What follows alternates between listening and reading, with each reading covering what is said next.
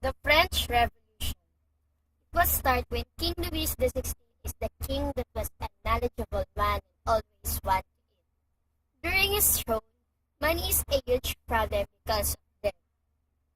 Important role in living France was bread, because bread is greater than life.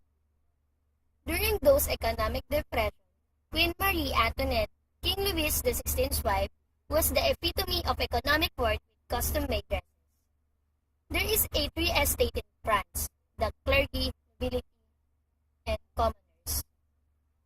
Nobility and clergy get what they want, and the commoners, constituted of 98 of population, had the fewest right and the least amount of land and the heaviest tax burden, and they also served the other two estates.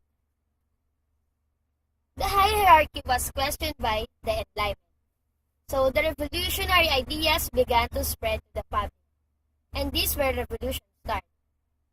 People of France wants a change, and clergy and nobility did not like that idea.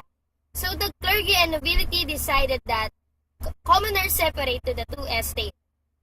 Commoners go to the different location and go to the tennis court that was taken in June 1789, where the peasant or the commoners become National Assembly.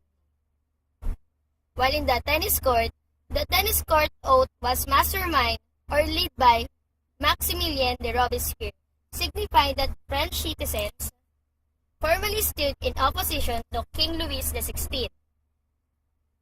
In response to this, King Louis XVI sent a guard in France, creating an idea to destroy the National Assembly. On 14th of July, Assembly decided they need a weapon, that they need a gun. And the gun was stored in the Bastille. So they go to the Bastille, and there 8,000 of people who have made any logical decision that they couldn't make. That was killing.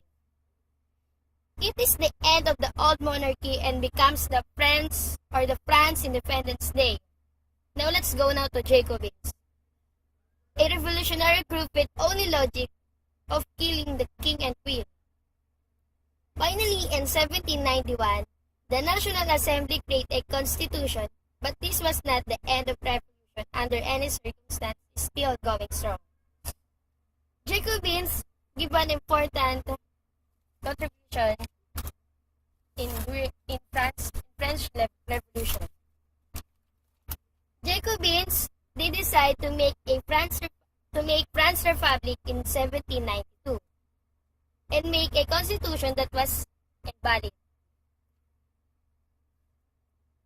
In France, revolutionary tools manufactured the guillotine, which became a very valuable tool. And by guillotine, in January 21, 1793, the Jacobins got their wish and the king was killed by the guillotine. Lead a new fantastic group committee of public safety, which turned out to be the opposite of public safety. So they started the Reign of Terror. This is the time where guillotine was shined. And guillotine killed, by the use of guillotine, 10,000 French people were killed.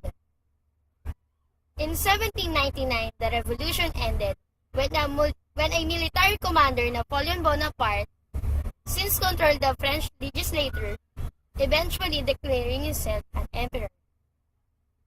It has a crucial impact on Europe and world history and laid a foundation to a modern state governed by the people. Created using Powtoon.